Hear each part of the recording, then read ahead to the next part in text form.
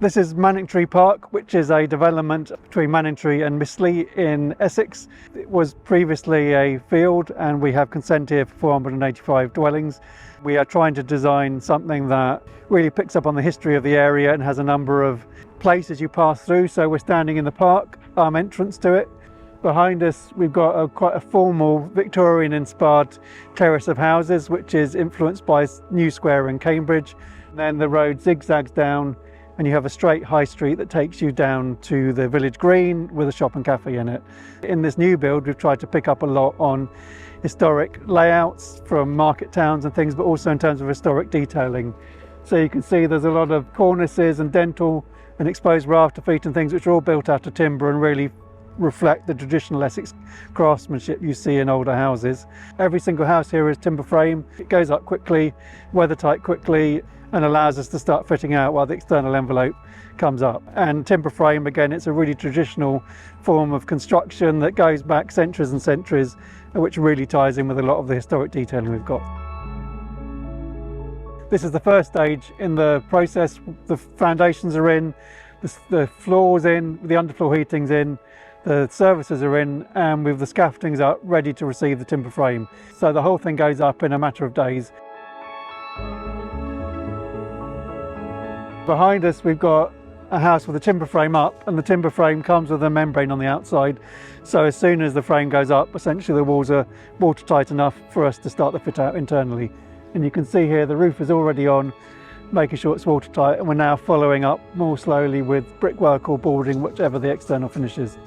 The walls arrive with the OSB board and the joists all nailed together, truss rafters go on, roofing felt and battens go on, so the whole thing becomes dry very quickly, which allows essentially the first fix and second fix electrics to take place. You can see the joists are clever in that they've got great big gaps in between them, so there's lots of room to run the services and things, which keeps it much simpler than if this was a block and beam floor or something like that, which would cause more issues. You've got this extra depth to fill insulation, so if this was a blockwork wall, obviously you wouldn't have that space for the insulation, so this allows us to put mineral wool insulation in between and get more insulation per wall thickness than you would in a traditional form of construction. So one of the great things about timber frame is however cold it is, you can keep building. So obviously with masonry and mortar, then if it gets below a certain temperature, site stops, but with timber frame we can keep going however cold the winter is.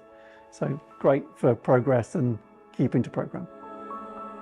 So we're now in another of our homes, which is a bit further on in the build progress, where we've got plasterboard on the walls and the second fix electrics. I think it's worth noting that internally there's no real difference from a traditional block and beam house. Acoustically we've got exactly the same standards as you would in any new build, so there's no disadvantage from the timber frame. So I think essentially it's easier from a build point of view, and from a custom point of view, then we can get high U values, and we are being more sustainable by sucking up carbon as we grow and all the ecological benefits from that. Here we are outside one of our finished homes. The brickwork outer skin is all finished, traditional details are all done, and behind it we've got our traditional timber frame using modern methods of construction, which has allowed us to have a quick, easy build, get dry inside quickly, and continue with a fit out at the same time as doing the externals. And from the outside it looks like a fantastic home.